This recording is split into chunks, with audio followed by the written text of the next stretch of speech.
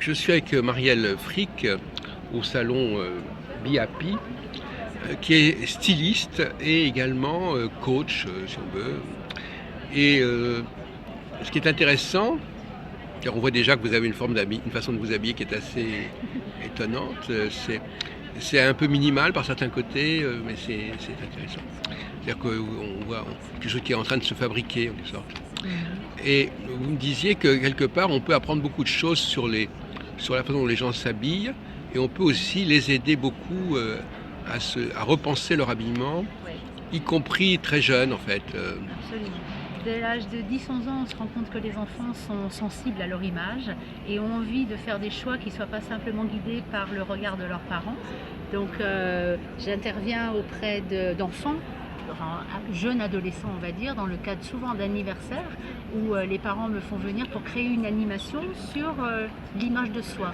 Mais c'est surtout en fait transmettre de la connaissance pour que la personne, l'enfant, la jeune, c'est souvent des filles aussi, Voilà, ce serait plutôt. plutôt des filles, mais en fait les règles que je leur apporte sont des règles qui s'appuient sur 3 domaines qui nous concernent au niveau de l'habillement: la silhouette, les couleurs et les mélanges de matières. Parce qu'en fait, moi, ce que je leur transmets, c'est qu'une silhouette se met en valeur avec des règles de proportion qui sont de l'ordre de la géométrie dans l'espace. Ouais. Et qu'une fois qu'on a intégré ces règles, évidemment, je les applique pour soi, mais on a un regard aussi critique pour les autres. C'est aussi pour venir un peu pallier un manque de conseils et d'accompagnement en magasin. Parce que très souvent, les vendeurs, ils sont présents, ils ne savent pas trop quoi nous dire. Ah oui. Et donc, moi, je le dis... si déjà en magasin, quand on est dans la cabine d'essayage, on n'ose pas sortir pour se voir face à un miroir avec du recul, nous on se voit toujours en 2 dimensions. Mais personne ne nous voit en 2 dimensions, tout le monde nous voit en 3 dimensions dans l'espace. Et cette notion-là, elle est vraiment intéressante à intégrer. Donc ça, c'est la partie silhouette, perception du volume dans l'espace. Le deuxième axe, c'est sur le mélange des couleurs.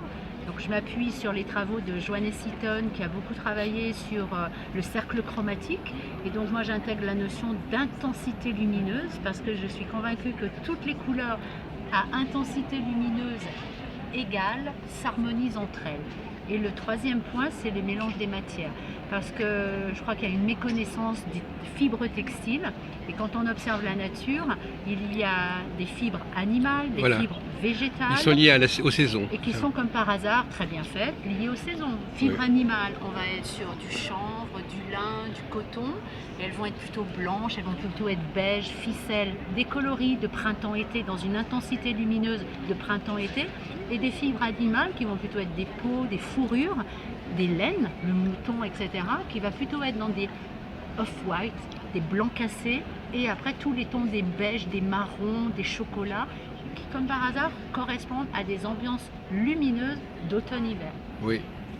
Moi je puise beaucoup dans la nature, dans l'observation de la nature, des réflexions que j'adapte et que j'adopte pour mon accompagnement, pour faire découvrir des choses aux gens que j'accompagne. Alors vous nous aviez dit que vous aviez élaboré un jeu de cartes. Oui. Ça, qu'est-ce que c'est? Parce que nous, on est dans notre télévision, on est très intéressé par les cartes pour une sorte de raisons. D'accord. Donc, et puis on voit que beaucoup de psychologues ont élaboré leur propre carte, leur propre jeu de cartes. Alors en fait, ce jeu de cartes est né d'une contrainte. J'intervenais dans le cadre d'un forum de l'emploi dans la région de Genève, et je devais recevoir, en plus de l'animation d'un atelier, un certain nombre de gens en recherche d'emploi, plutôt profil cadre supérieur. Et j'ai proposé de répondre à une question: comment le savoir-être peut-il valoriser vos compétences professionnelles? Donc ce jeu de cartes, c'est un prototype que j'ai avec moi. Oui, bien sûr. Réunit 40 cartes. Ces 40 cartes représentent 40 savoir-être. Alors j'invente pas tout, il y a un monsieur qui a travaillé beaucoup sur les savoir-être dans les années 70 et 80, qui a écrit un livre, qui était à l'AFNOR, qui a fait beaucoup de recherches, qui s'appelle Alain Labruffe. Et en fait, je pars aussi de ses travaux. Donc sur une face de la carte... Vous avez mis un peu son livre sous forme de carte. Oui. Sur une face de la carte, il y a un savoir-être. Donc là, par exemple, c'est gestion du stress, résistance au stress. Et le côté? Et de l'autre côté, il y a 4 critères en principe qui explicitent, confirment, mais Pour les personnes qui vont mettre en évidence ce savoir-être comme plutôt un savoir-être fort, on va leur dire, vous faites plutôt partie des gens qui connaissez vos sources de stress, qui êtes capable de vous recentrer dans votre corps, etc. Pour les personnes qui, dans le jeu, ont choisi ce savoir-être comme un savoir-être en faiblesse. Ils ont choisi ou ils ont tiré la carte? Ils ont choisi. C'est-à-dire il y avait toutes les cartes sous les yeux. Absolument. Et ils ont pris cette carte-là. Parce qu'il y avait aussi la méthode qui consiste à carrément tirer. Oui. Alors la deuxième méthode, elle est envisagée, c'est-à-dire que sur ce jeu de cartes prototype, les deux faces sont remplies. Sur le futur, il y aura des faces, une face vierge, où justement on pourra tirer à l'aveugle, voilà. En considérant qu'il n'y a pas de hasard et que du coup on va avoir une information qui sera plus subjective, mais qui peut être très pertinente. C'est peut-être une partie de notre corps inconsciente qui va choisir en connaissance de cause. Oui. Donc les résultats ont été assez intéressants. Là où je vois qu'un outil est pertinent, j'ai eu des sanglots, j'ai eu des larmes, et ça veut dire quand même que dans ce qui est sorti, moi j'ai été formée à Paris 8, donc on est toujours dans une dimension assez factuelle et empathique. Et vraiment, quand je lis ce qui sort, je relate à la personne, je lui transmets, mais sans filtre analytique ou quoi que ce soit. Et quand c'est juste, souvent les personnes d'elles-mêmes ont une émotion, une larme, un sanglot, parce que je pense que ça vient toucher juste. J'ai un autre outil qui est souvent une porte d'entrée quand j'accompagne des gens sur les motivations profondes. Donc les motivations profondes, j'ai beaucoup travaillé avec des Québécois, des Américains, des Finlandais sur des choses qu'ils utilisent déjà depuis 15 ou 20 ans. Et cet outil est un tableau où on va mettre en comparaison des motivations profondes deux par deux. Alors dans un premier temps, on les verbalise consciemment et après on les questionne en face à face. Et très souvent, les trois qui ressortent le plus ne sont pas celles qu'on a énumérées en premier. Et là aussi, je peux constater qu'avec des gens que j'accompagne, ça peut être 18 ans en orientation scolaire, 60 ans en fin de carrière, en fatigue professionnelle et en questionnement personnel. J'ai beaucoup de gens qui pleurent et qui ressentent comme une sorte de justesse par rapport à ce qu'ils connaissaient dans leurs cellules et qu'ils n'avaient jamais encore vécu ou s'étaient jamais autorisés à vivre. Alors quel est le sens de ce petit essai là, que ça vous permet de préciser ce que vous entendez par savoir-être. Exactement. Et puis aussi cette notion qui est toujours intrigante, le style de vie. Oui. Alors l'idée de cet essai, c'était de poser un peu la définition de ce que j'entends par savoir-être. Il y a très peu d'écrits sur cette notion de savoir-être. Justement. Moi, je trouve il y a le bien-être, mais il n'y a pas le savoir-être. Pourquoi j'ai fait un thème de recherche sur le savoir-être? On nous transmet des savoirs et des savoir-faire, et le savoir-être est complètement absent de la pédagogie et de l'éducation. On nous vend énormément de choses autour du bien-être. D'ailleurs, ma première expérience en tant que formateur a été dans un univers lié à la cosmétique et un spa de luxe, où je pensais que le savoir-être devait transpirer de partout. Et en fait, finalement, on en est très très loin. Et suite à ces expériences-là, j'ai dit je vais poser par écrit ce que j'entends par savoir-être. Donc moi, ma proposition, c'est une meilleure connaissance de soi, et ça passe par un questionnement guidé, un questionnement intellectuel, où on vient justement rechercher nos motivations profondes, notre rapport à notre image, nos limites fondamentales, nos besoins fondamentaux. La deuxième partie, c'est la conscience de soi, et donc on va être dans la dimension sensitive de notre être. Ce que j'observe, c'est une sous-exploration et une sous-exploitation de nos sens. En entreprise, c'est important, parce que par le regard, par l'écoute, on peut être amené à déformer, parce qu'on a des filtres liés à nos croyances, nos limites, nos conditionnements, ce qu'on a observé dans une situation, et parfois la manière dont on la relate et on l'interprète peut être préjudiciable. Et la dernière partie, c'est la compréhension de soi. Bon, je peux vous dire que je suis jungienne, et donc Jung parle de la persona, donc le masque que l'on porte, mais derrière ce masque, il y a un individu, et Jung parle d'individuation. Pour moi, il n'y a aucun problème à porter un masque, l'important c'est de savoir qui nous sommes derrière. Parce que tout l'enjeu de la vie en société, sauf à être Robinson Crusoe sur son île déserte, c'est notre rapport individuation-socialisation.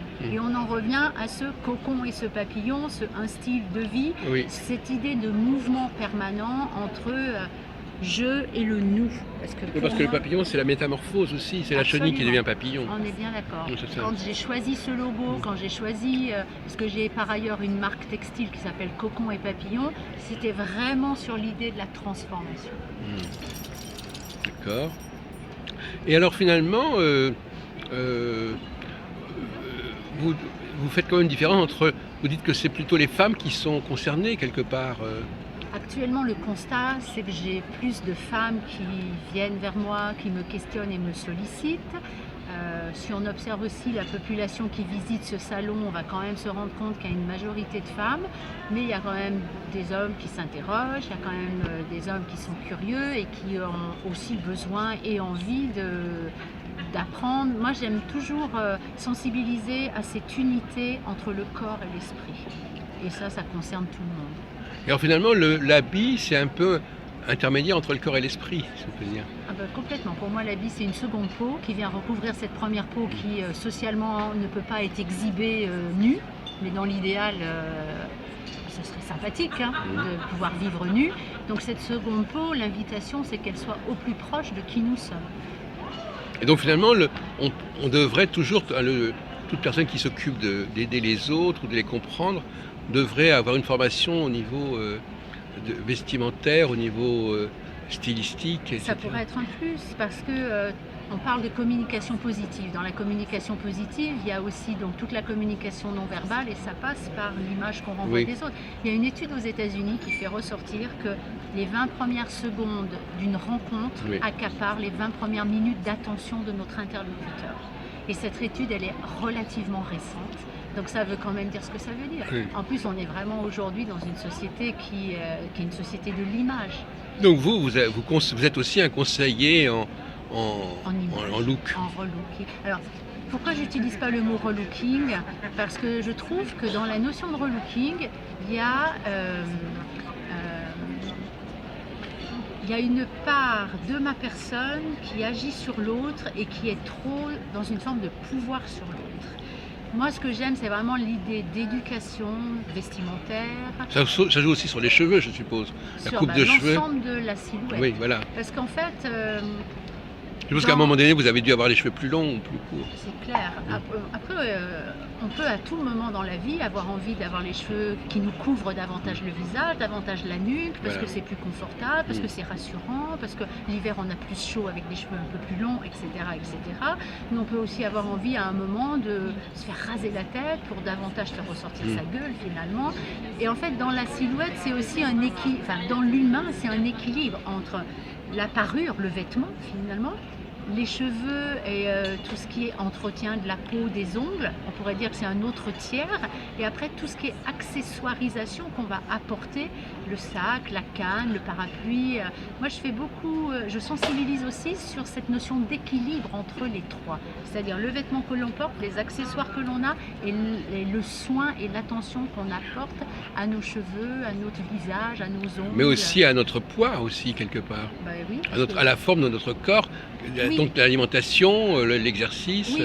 En revanche, si quelqu'un est très à l'aise avec un poids Oui. qu'on pourrait considérer comme un surpoids, Oui. il n'y a aucun problème. Le problème vient quand il y a une souffrance. S'il n'y a pas de souffrance, moi j'invite les gens à ne pas faire des choses, enfin à pas évoluer. S'ils sont bien dans leur peau. Oui, vous retrouvez un habillement correspondant à Alors, en revanche, leur volume. on habille tout le monde. Toutes les silhouettes, quand on réfléchit avec cette notion de proportion dans l'espace et de géométrie dans l'espace, n'importe quelle silhouette est belle à habiller. Par exemple, tout simplement, on va parler en tailleur d'un montant entre le point ici à l'angle du cou et le point de poitrine. Si cette distance-là chez quelqu'un est relativement courte, on va déconseiller de porter des pulls à col roulé, de porter trop de bijoux autour du cou, de porter des écharpes, parce que ça va avoir tendance à tasser, à engoncer. Si la personne, au contraire, a un montant qui est beaucoup plus long, on va pouvoir s'amuser à poser des décolletés avec énormément de fantaisie. Oui. Parce que dans l'espace, ce sera joli. Oui. Moi, ce que je propose, c'est justement de révéler ce qu'on a peut-être une difficulté à voir soi-même devant le miroir. Oui. Parce que nous, devant le miroir, en se regardant en deux dimensions... Vous devenez le miroir de l'autre, quelque part. Un peu. On va se regarder, nous, devant le miroir, en deux dimensions, et donc on va regarder que nos défauts. et on ne va pas voir la beauté de notre volume et du mouvement que l'on crée quand on Oui, puis on est ne se dans voit pas bien de l'espace. profil non plus, On ne c'est se ça. voit pas du tout de profil, sauf à avoir Oui, un avoir des certain miroirs, nombre de mais enfin, miroirs. oui, effectivement, oui. Mais